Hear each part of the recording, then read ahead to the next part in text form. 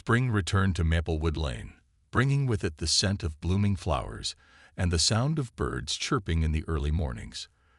The neighborhood seemed alive with renewal, mirroring the changes that had taken root over the past months. For the first time in years, there was a palpable sense of unity, a shared understanding that people could grow, forgive, and come together despite their differences. The Johnsons decided to host a block party to celebrate the arrival of warmer weather and to thank their neighbors for their support throughout everything they'd endured. Flyers were posted on lampposts, inviting everyone to join in the festivities. Evelyn baked her famous cookies once again, this time enlisting Maya's help to decorate them with colorful sprinkles. Marcus strung up fairy lights across the yard, while Liam set up a small table for a lemonade stand he planned to run during the event. When the day finally arrived, laughter and music filled the air as families gathered in the Johnsons' backyard. Kids chased each other around with water balloons, while adults mingled over plates of food and glasses of iced tea.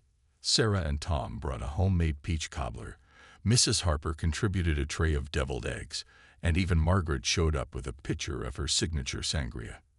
The spread was impressive, but what truly stood out was the warmth radiating from the crowd.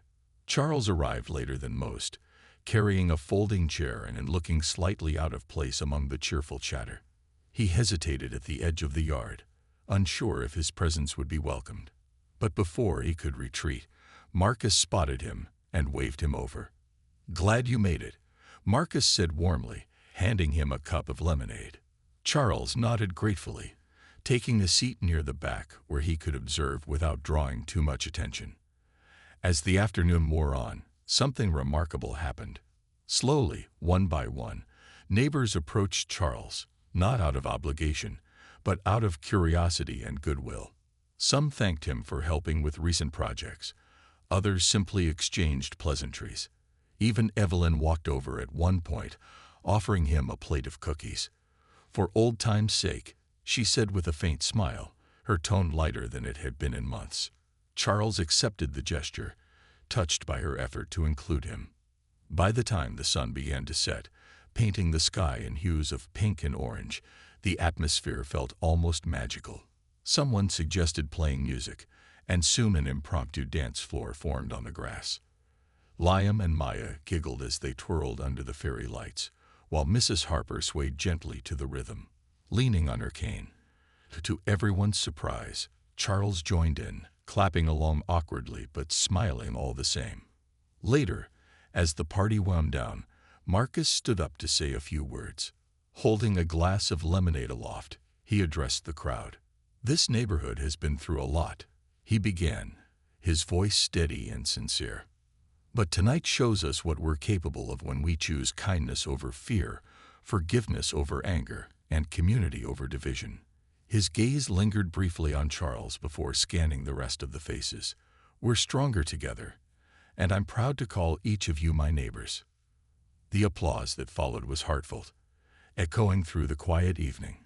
Charles sat quietly, feeling a lump rise in his throat. He hadn't expected such acceptance, let alone gratitude.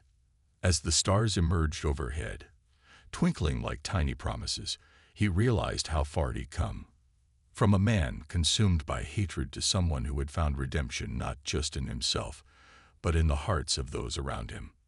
That night, as the last guests trickled home, and the fairy lights flickered softly in the breeze, Charles lingered behind to help Marcus pack up chairs and fold tables. "Thank you," he said quietly, his voice thick with emotion, "for giving me another chance." Marcus paused, meeting his eyes. "You earned it," he replied simply. "And you'll keep earning it, one day at a time." Under the vast night sky, surrounded by the hum of crickets and the distant glow of porch lights, Charles felt a profound sense of peace. Redemption wasn't perfect, nor was it easy, but it was real. And in that moment, Maplewood Lane wasn't just a street lined with houses. It was a testament to the power of forgiveness, resilience, and hope. As the weeks went by, Charles's efforts to mend fences began to bear fruit, not overnight, but gradually, like the first green shoots of spring breaking through frosty soil. The neighborhood started to notice subtle changes in him. He no longer slouched or scowled when he walked down the street. Instead, he greeted people with a tentative smile, even if they didn't always return it. His gruff exterior softened, replaced by a quiet humility that surprised those who had known him for years. One Saturday morning, Charles showed up at the Johnsons' doorstep with a toolbox in hand. "I thought I'd help fix the fence out back," he said awkwardly, gesturing toward their backyard. Marcus raised an eyebrow, but nodded, stepping aside to let him through. Evelyn watched from the kitchen window as Charles worked diligently, hammering nails and tightening boards. At one point, Maya wandered outside, curious about the man working so intently. To everyone's surprise, Charles knelt down and handed her a small wooden birdhouse he'd brought along. "Here," he said gruffly, "for your garden."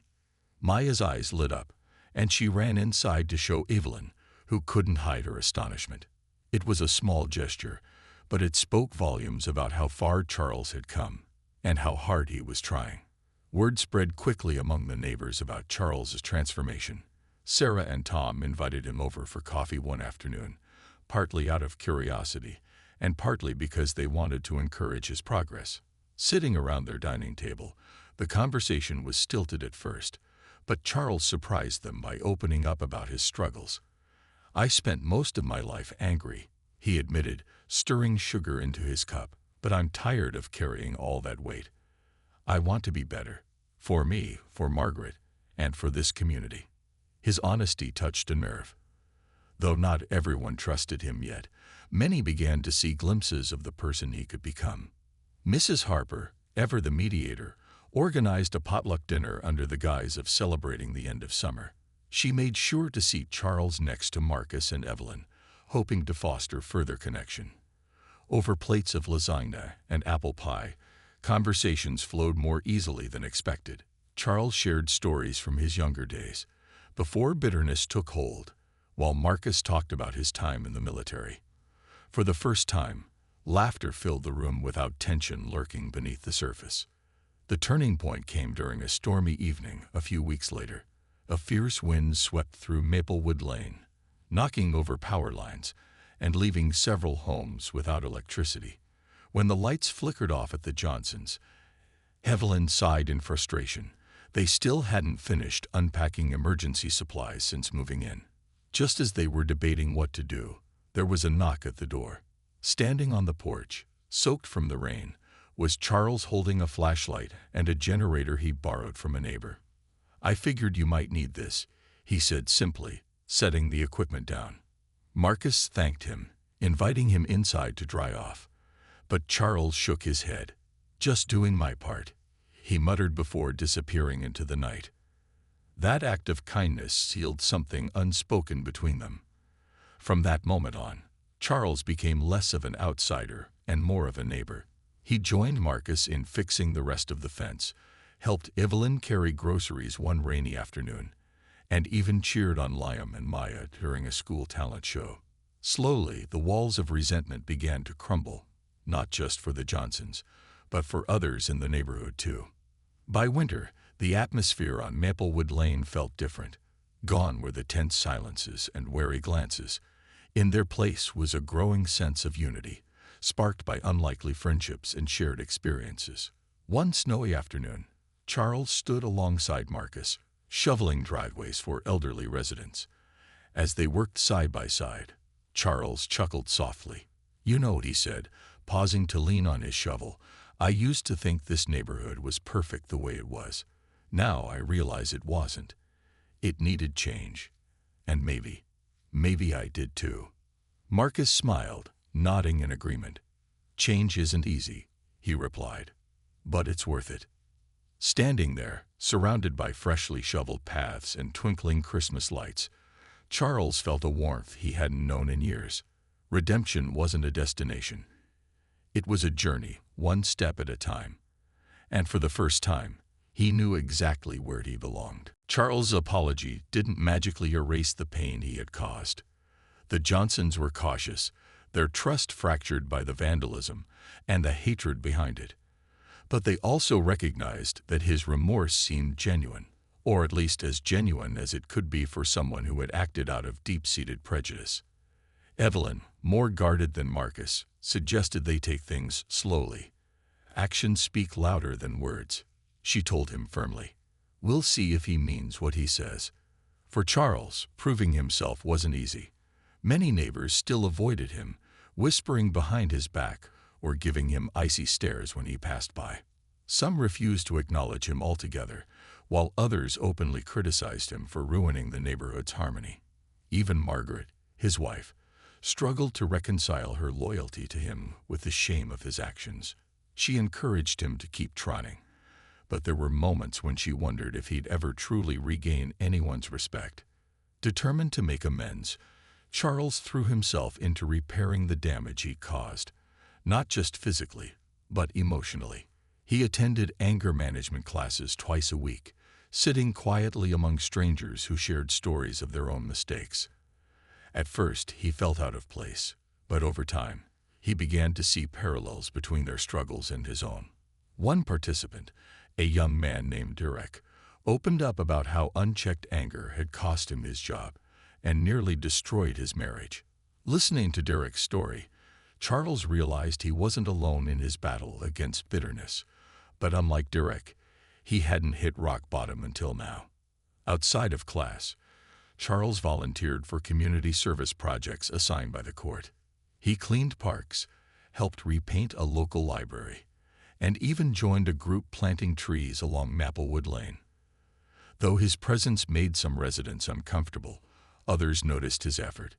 Sarah and Tom, the couple from number 16, exchanged glances one afternoon as they watched Charles dig holes for saplings, sweat dripping down his face.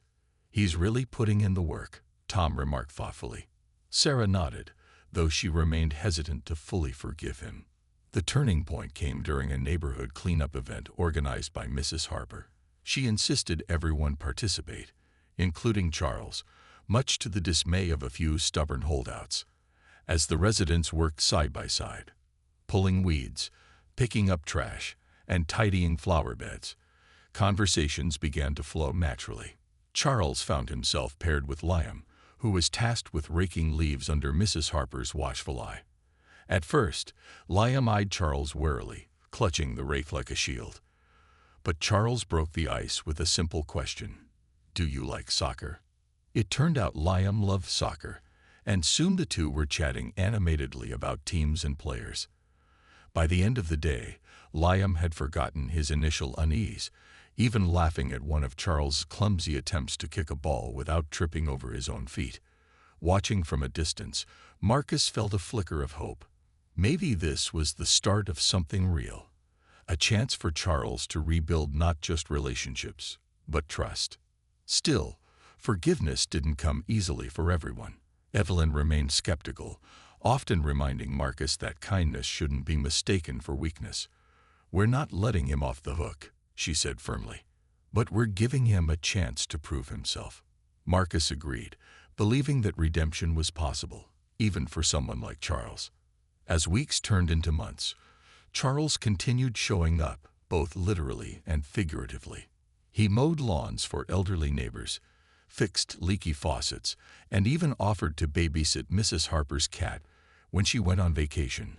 Slowly but surely, people started warming up to him, not because they forgot what he'd done, but because they saw his determination to change.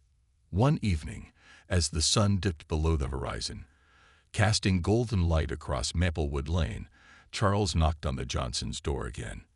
This time, he carried a small potted plant, a symbol of growth and renewal. When Marcus answered, Charles handed it to him with a nervous smile. I know I can't undo the past, he said quietly, but I want to help build a better future for all of us. Marcus accepted the gift, studying Charles's face for a long moment before nodding. You've got a long way to go, he admitted, but you're taking the right steps. That's something. Standing on the porch, Charles felt a weight lift from his shoulders, not because he was forgiven, but because he finally understood what it meant to truly belong. It wasn't about being perfect. It was about striving to be better, every single day. Charles Whittaker's world had unraveled faster than he could have imagined. After his arrest, the once stoic man found himself sitting in a cold, sterile courtroom, surrounded by whispers and judgmental stares. The judge sentenced him to 6 months in county jail, along with mandatory community service and anger management classes upon release. For Charles, the punishment was more than just legal, it was personal. He felt stripped of everything: his pride, his reputation, and the illusion of control he clung to for so long. But the real blow came not from the sentence itself, but from what he learned about the Johnsons during the trial. Detective Harris presented evidence of their lives, photos of Marcus in his military uniform, standing tall and proud, certificates honoring Evelyn's years of service as a pediatric nurse, even school awards earned by Liam and Maya. These weren't just random strangers Charles had targeted. They were pillars of strength and compassion, individuals who gave back to their community every single day. One particular moment stood out during the proceedings. A veteran advocacy group submitted a letter on behalf of Marcus, detailing his bravery during multiple tours overseas. They described how he had risked his life to save fellow soldiers under fire, earning medals that now sat quietly in a drawer at home. Evelyn's colleagues from the hospital also wrote letters, praising her dedication to caring for sick children, often working overtime without complaint. As Charles listened to these testimonies, something inside him shifted. He couldn't help but compare their sacrifices to his own selfish actions. Here were people who had devoted their lives to helping others, while he had spent his days consumed by bitterness and fear. The contrast was staggering and humbling. In jail, Charles had plenty of time to think. Nights were the hardest, when the silence pressed down on him like a weight. Lying on the thin mattress, staring at the ceiling, he replayed the events leading up to his arrest over and over again. He thought about the look on Evelyn's face when she saw the graffiti on her garage door, the shock, the hurt, the tears. He remembered Marcus's calm demeanor during the trial, the way he spoke of forgiveness instead of revenge. And then there were the kids, Liam and Maya, whose only crime was being born into a loving family. Charles began to see them not as symbols of change or threats to his way of life, but as human beings, people with dreams, struggles, and hearts capable of kindness. It was a revelation that shook him to his core. For decades, he had built walls around himself, convinced the world was against him. But now, those walls started to crack, letting in slivers of light he hadn't seen in years. When Charles was finally released from jail, he returned to Maplewood Lane a changed man, or at least someone trying desperately to be one. His first few days back were awkward and isolating. Neighbors avoided eye contact, some crossing the street to steer clear of him. Even Margaret, his wife, seemed distant, unsure of how to reconcile the man she loved with the person he'd become. Charles understood their reactions. Trust wasn't something you could demand, it had to be earned. Determined to make amends, Charles took the first step toward redemption.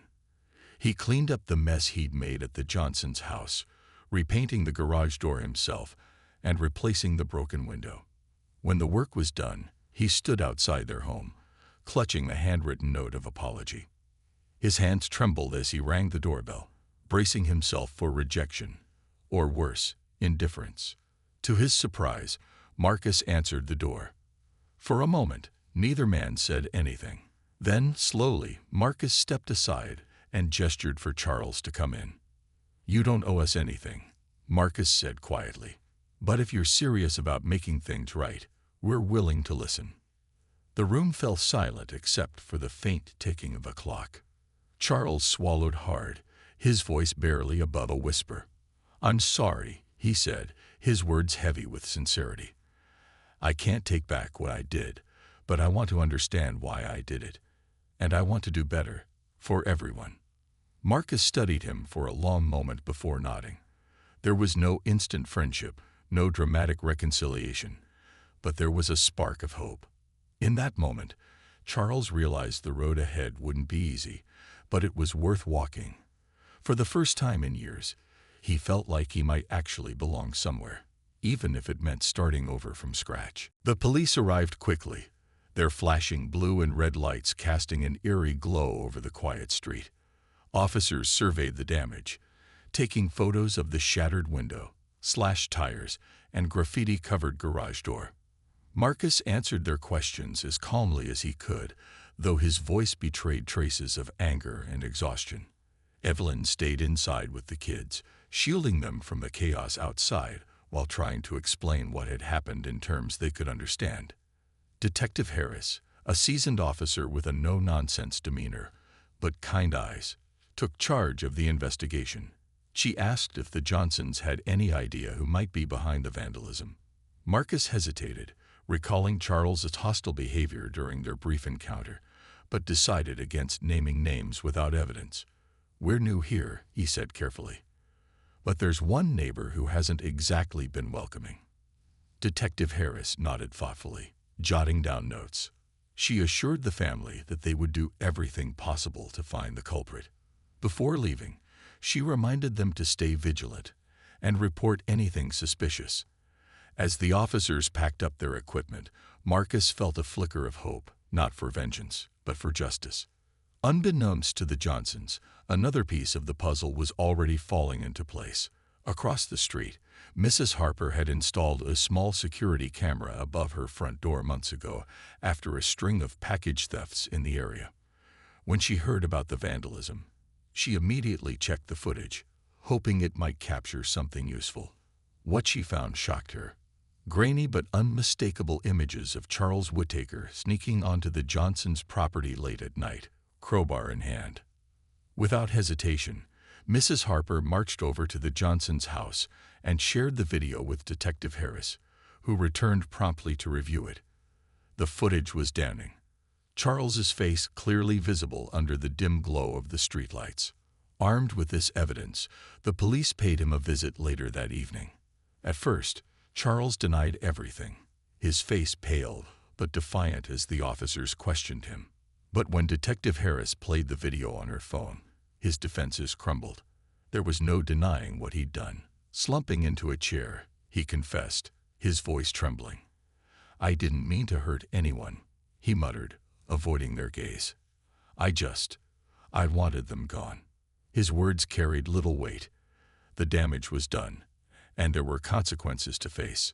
Charles was arrested and charged with criminal mischief and hate crimes. His mugshot splashed across local news outlets. The story spread like wildfire, sparking outrage in the community. Some neighbors expressed shock, claiming they never expected such behavior from someone they'd known for years.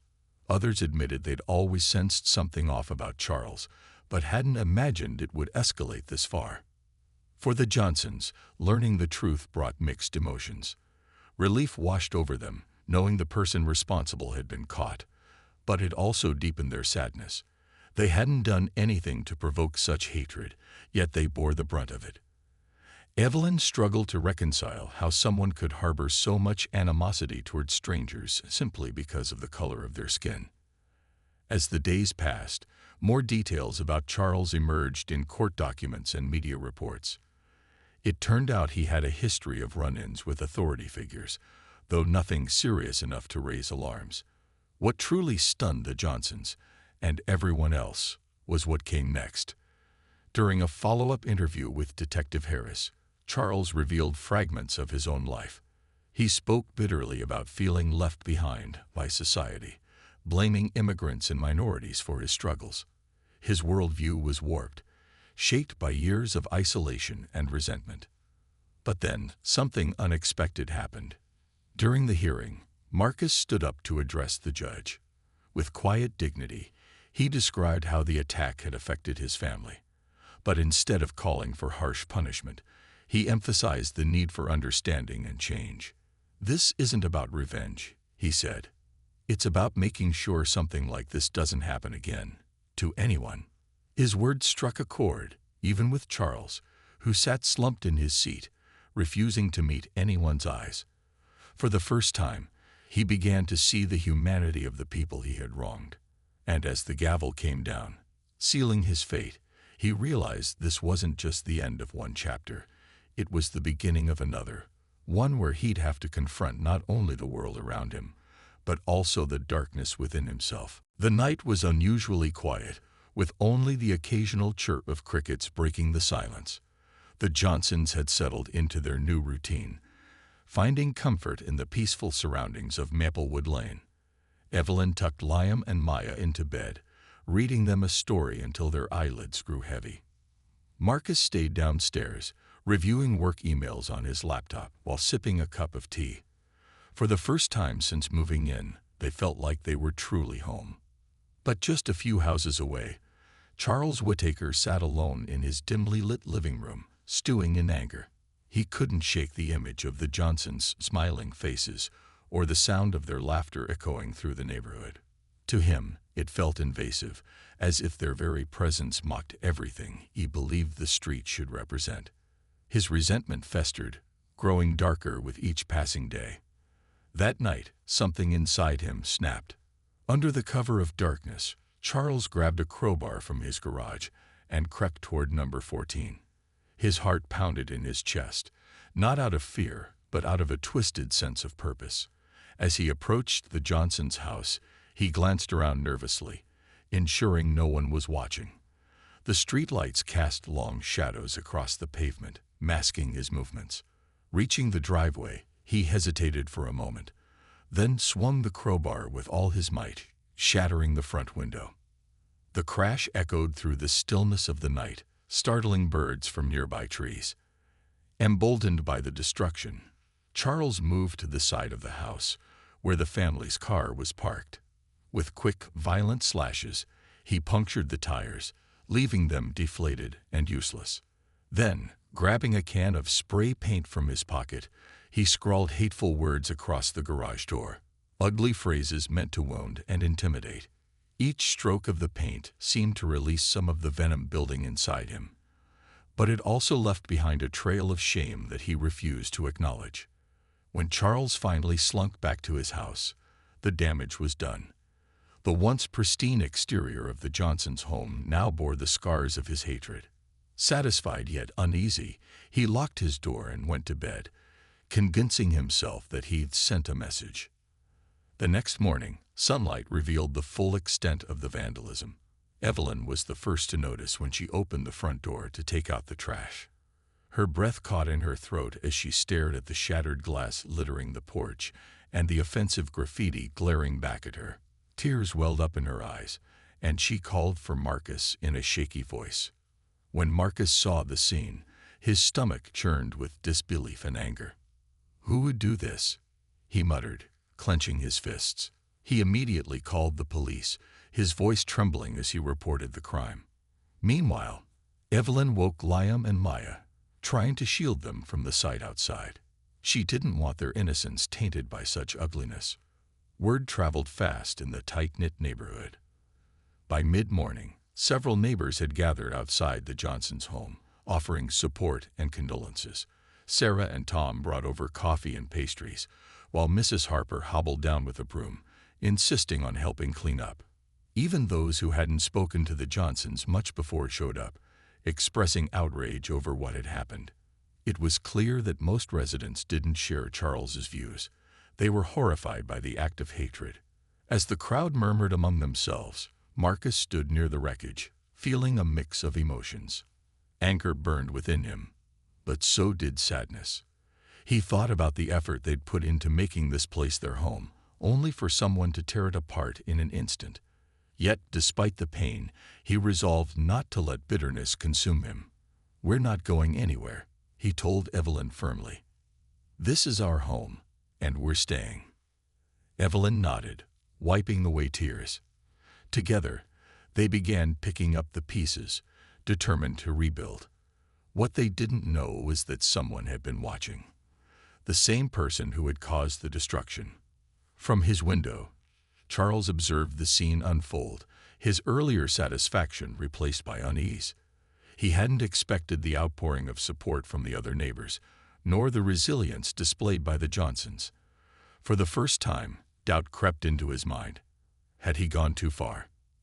And more importantly, who exactly were the people he had targeted? The next morning, The Johnsons woke up early, eager to make a good impression on their new neighbors. Evelyn had spent the night baking chocolate chip cookies, her secret recipe that always seemed to bring smiles to people's faces. She carefully arranged them on a plate, wrapping it with a ribbon and attaching a small note that read, "Welcome from the Johnsons." Marcus grabbed the plate and headed out with Liam and Maya in tow, ready to introduce themselves. Their first stop was number 16, the house right next door. A young couple answered the door, Sarah and Tom, as they introduced themselves. They were friendly enough, smiling warmly and thanking the Johnsons for the cookies. Sarah even invited them over for coffee sometime, which made Evelyn feel hopeful about building connections. The visit went well, and the kids exchanged shy hellos before the family moved on to the next house. At number 18, an elderly woman named Mrs. Harper greeted them with a cane in one hand and a curious expression on her face. She squinted at Marcus through thick glasses, but softened when Maya shyly held out the cookie plate. "Oh, aren't you sweet?" she said, patting Maya's head.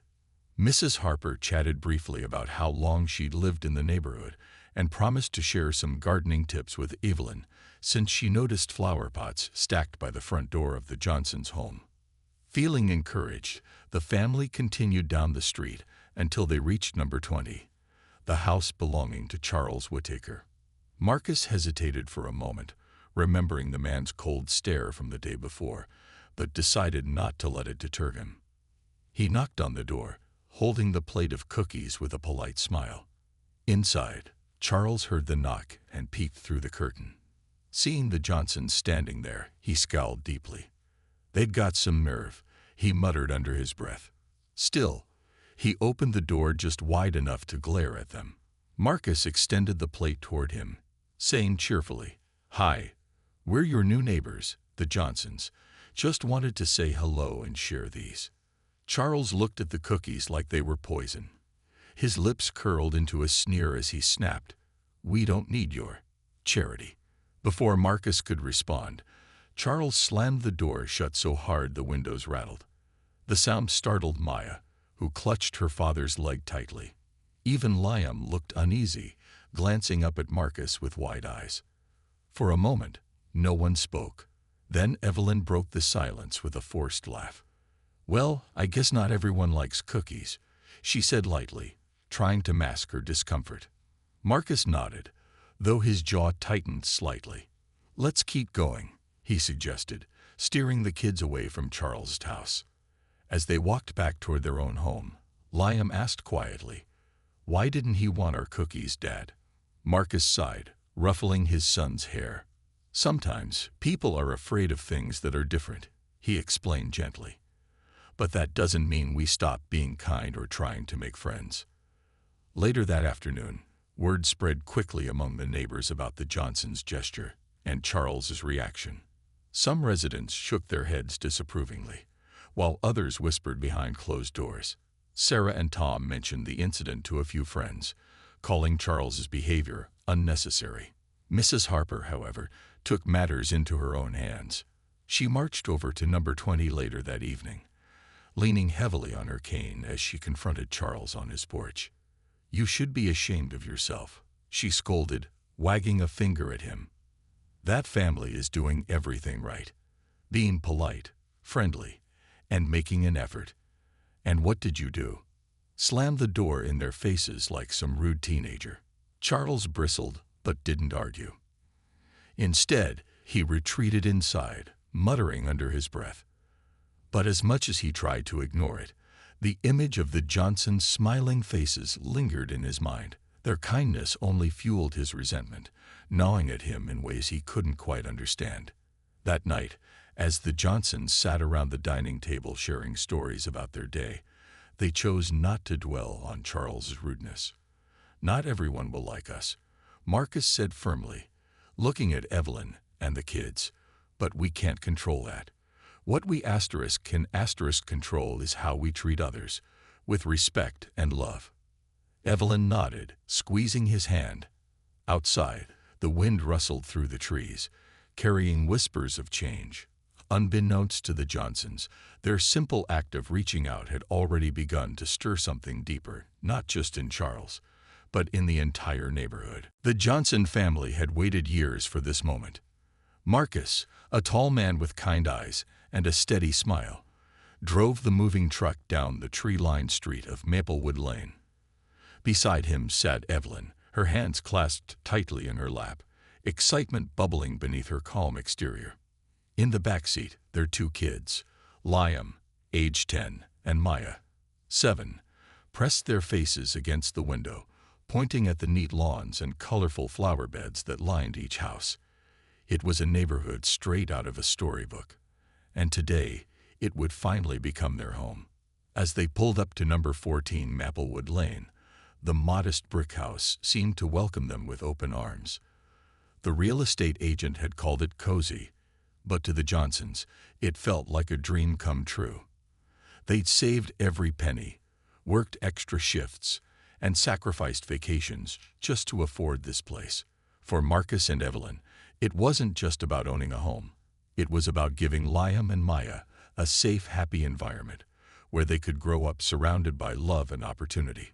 While Marcus and Evelyn unpacked boxes, Liam and Maya explored the yard.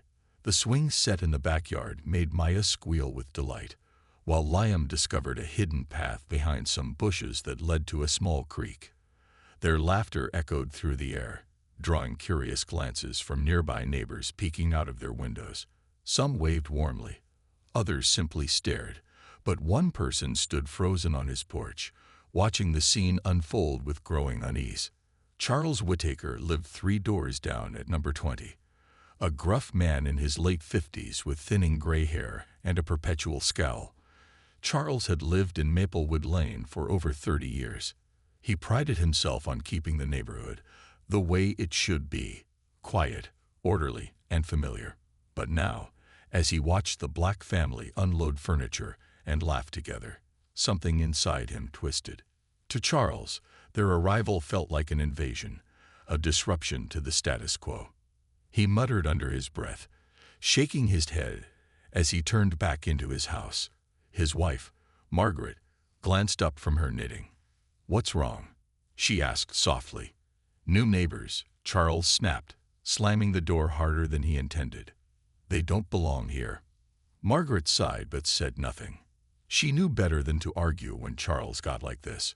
Over dinner, he ranted about how the neighborhood was changing, how property values would drop, and how no one had consulted him before allowing people like that to move in. Margaret listened quietly, hoping his anger would fade, but deep down she worried. Charles's bitterness had only grown stronger over the years, and she feared what he might do if pushed too far. Meanwhile, the Johnsons remained blissfully unaware of Charles's hostility. That evening, as the sun dipped below the horizon, painting the sky in hues of orange and pink, they gathered on the front porch. Evelyn handed out slices of pizza, while Marcus strummed a few chords on his guitar. Liam and Maya chased fireflies, giggling as the tiny lights blinked around them. It was a perfect start to their new life, a moment filled with hope and promise. Little did they know, not everyone in Maplewood Lane shared their joy. Somewhere in the shadows, resentment simmered, waiting to boil over.